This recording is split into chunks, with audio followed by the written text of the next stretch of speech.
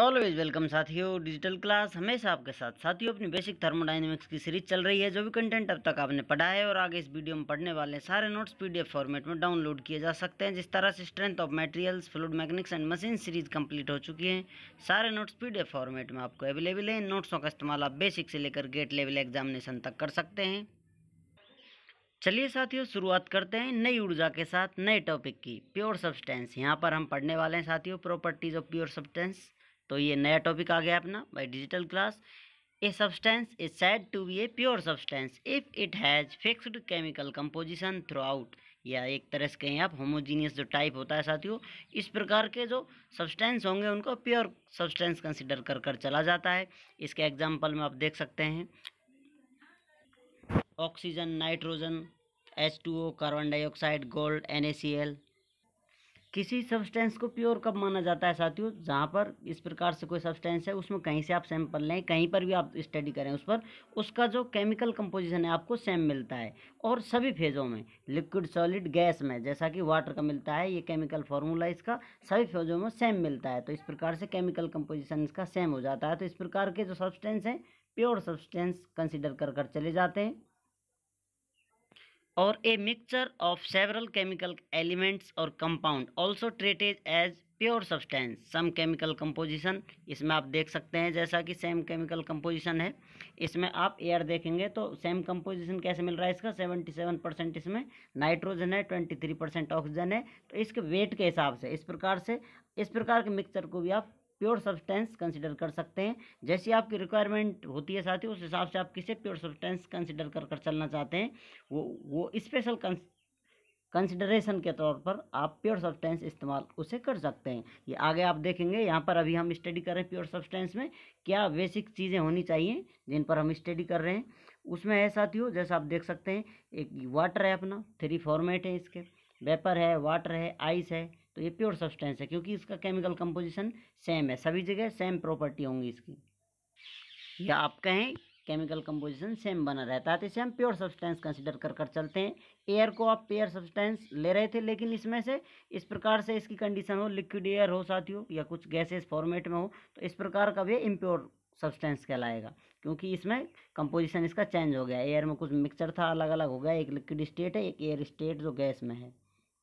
जैसा अभी आपको स्टार्टिंग बताया था, pure substance can be A mixture of various elements और कंपाउंड्स। इसमें आप देख सकते हैं कंब्यूशन प्रोडक्ट होते हैं जो इंजन में हम काम लेते हैं, और fuel engine in IC engine में आप इस्तेमाल करते हैं, तो उसे भी आप प्योर सब्सटेंस कंसिडर कर चलते हैं। तो इस प्रकार से आपकी रिक्वायरमेंट के हिसाब से प्योर सब्सटेंस की ये प्रॉपर्टी होनी चाहिए, उसे आप प्योर सब्सटेंस कंसिडर कर चल सकते हैं।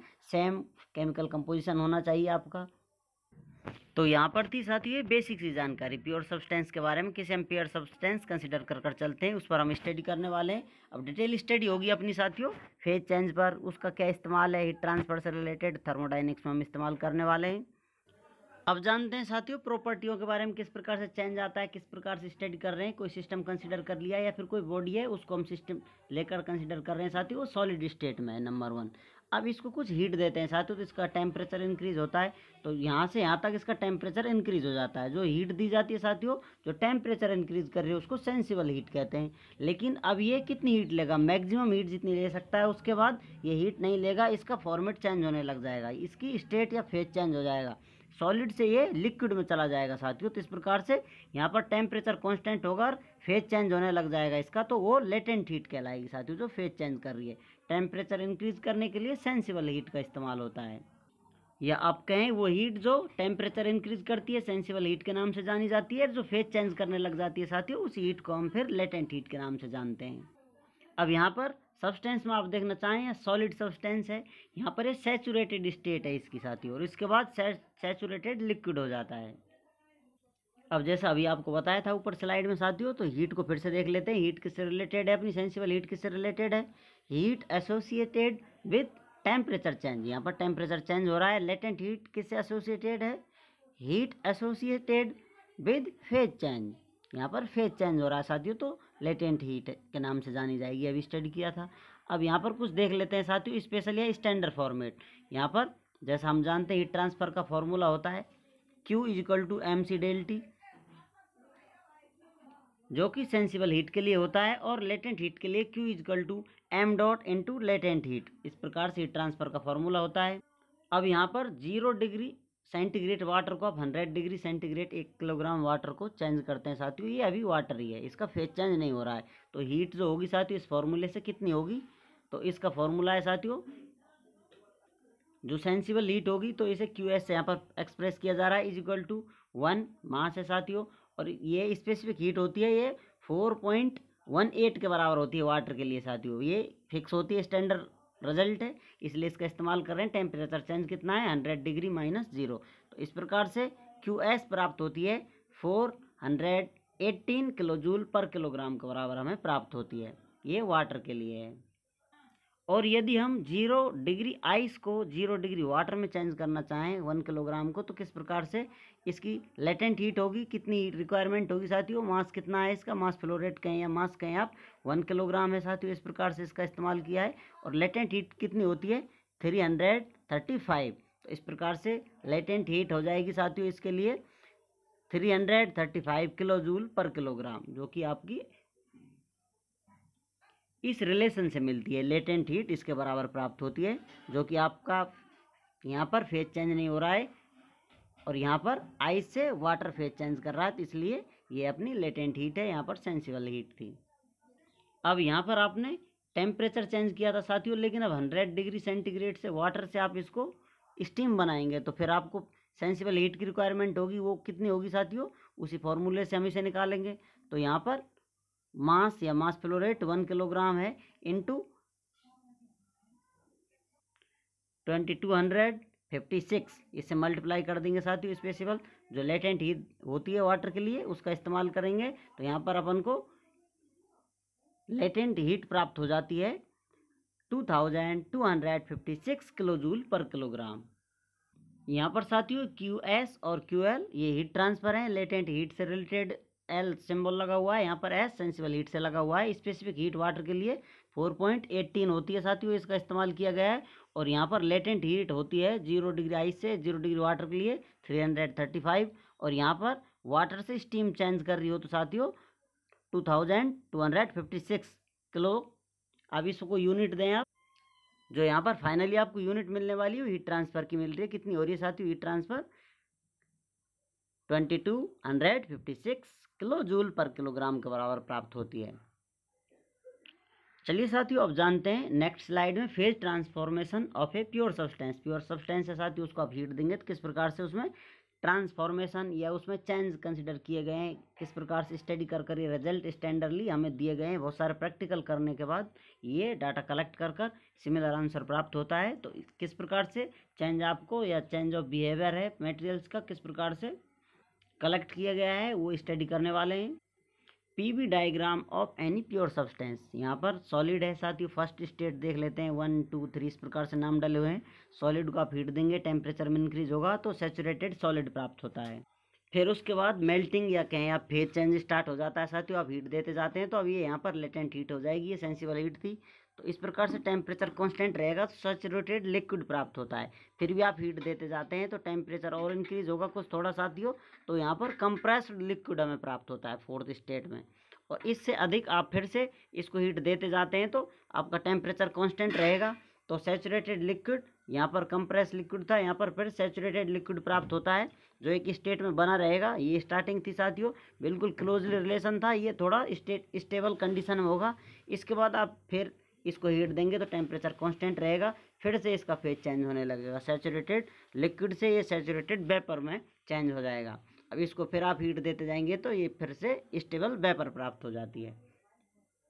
तो इस प्रकार से 1 से लेकर 7 चेंज आपको नज़र आते हैं, ये बारीकी से स्टडी किए हुए हैं।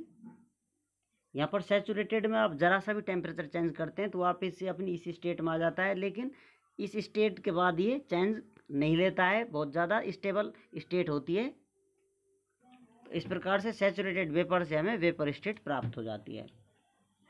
अब यदि इस ट्रांसफॉर्मेशन का, इस चेंज का PV डायग्राम पर आप अध्ययन करें तो किस प्रकार से, इस प्रकार से आपको लाइन प्राप्त होती है साथियों, जो आपको प्रेशर बता रही है, प्रेशर वॉल्यूम रिलेशन बता रही है। इस प्रकार से आप प्रेशर इंक्रीमेंट करते जाते हैं तो इस प्रकार को प्रोसेस परफॉर्म करते हैं। तो किस प्रकार से स्टेट डिफाइन की जाएंगी, यदि आप कांस्टेंट प्रेशर पर चेंज देखना चाहें, किस प्रकार से आपको चेंज मिलेगा। कांस्टेंट प्रेशर लाइन है, कहीं भी आप ड्रॉ कर सकते हैं। जिस लाइन पर आप स्टडी कर रहे हैं उस पर आप एक एक पॉइंट कर कर देखेंगे, 1 2 3 4 5, इस प्रकार से कहीं पर भी आप पॉइंट स्टडी करें साथियों। तो जो अभी हमने स्टडी की थी वो किस किस पॉइंट पर थी उसको देखने वाले हैं हम। तो वो अपने 7 पॉइंट 1 2 3 4 5 6 इस प्रकार से 7 पॉइंट है। एक एक पॉइंट को आप इससे रिलेट कर कर देखें तो आपको और अच्छे से समझ में आएगा। ये क्रिटिकल पॉइंट होता है साथियों। ये जो लाइन होती है अपनी सैचुरेटेड लिक्विड लाइन होती है, इस क्रिटिकल पॉइंट के बाद ये सैचुरेटेड वेपर लाइन हो जाती है।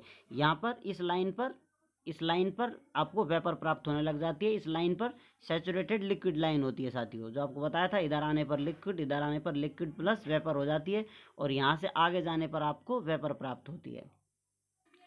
इस पीवी डायग्राम में आप देख सकते हैं, यहाँ पर ये सॉलिड स्टेट है, यहाँ पर सॉलिड लिक्विड स्टेट है, ये लिक्विड स्टेट है। तो ये लिक्विड वेपर, ये वेपर स्टेट होती है साथियों। इसके नीचे भी सॉलिड और वेपर स्टेट होती है, वो आगे जाकर स्टडी करने वाले हैं हम। तो यहाँ पर इस प्रकार से पॉइंटों को देख सकते हैं। यदि ये लाइन लेंगे तो PL लो प्रेशर बोल सकते हैं इसको, हाई प्रेशर लाइन बोल सकते हैं। ये एक जो आप स्टडी कर रहे हैं कांस्टेंट प्रेशर पर, ये हैं तो सभी कांस्टेंट, लेकिन प्रेशर आप चेंज करना चाहें तो आपको अलग अलग बिहेवियर नज़र आता है। कुछ सिर्फ इस प्रेशर पर स्टडी की गई है, उसके लिए जितनी रिक्वायरमेंट होती है इसमें से सेम प्रोसेस फॉलो होगा आपको, लेकिन आप प्रैक्टिकली चेंज करेंगे तो इनके जो मेजरमेंट हैं उनमें चेंज आ जाता है, बिहेवियर आपको लगभग सेम प्राप्त होता है।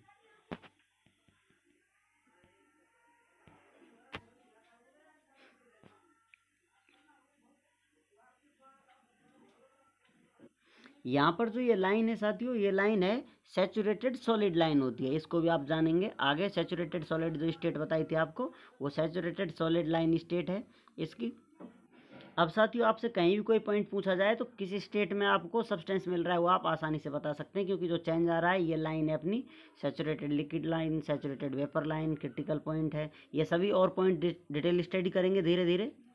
सॉरी दोस्तों, कुछ वीडियो रिकॉर्डिंग मिस्टेक हो सकती है। फिर से आपको बता दें, जो पॉइंट थे सभी पॉइंट इस डायग्राम में आप शो कर सकते हैं। उनका जो बिहेवियर है साथियों इस डायग्राम से शो किया जा सकता है। जो स्टडी किए थे पॉइंट 1 से लेकर 7 पॉइंट तक, तो उन सभी पॉइंटों को यहाँ पर दिखाया गया है। इस प्रकार से ये लाइन है। अब वॉल्यूम में चेंज क्रिटिकल पॉइंट है, इधर देखें आप, वॉल्यूम धीरे धीरे इंक्रीज हो रहा है साथियों, और यहाँ इस पॉइंट से आगे जाने पर वॉल्यूम में बहुत ज़्यादा चेंज आ रहा है। तो इस प्रकार से आप कह सकते हैं क्रिटिकल पॉइंट से या फिर वेपर लाइन पर वॉल्यूम में चेंज होता है, वो ज़्यादा होता है। इस प्रकार से दो पॉइंटों के बीच में कुछ लेंथ लें तो इस यहाँ कुछ लेंथ लें तो जो वॉल्यूम चेंज है बहुत कम नज़र आता है। तो ये बताता है आपको वेपर को ज़्यादा कंप्रेस किया जा सकता है क्योंकि इसमें वॉल्यूम ज़्यादा होता है, और इस सॉलिड को या फिर कहें आप जो लिक्विड स्टेट है अपनी, उसको कम कंप्रेस किया जा सकता है क्योंकि इसमें ऑलरेडी वॉल्यूम में चेंज बहुत कम आ रहा है। ये डेंस एरिया है, ये थोड़ा अपना खुला हुआ एरिया है।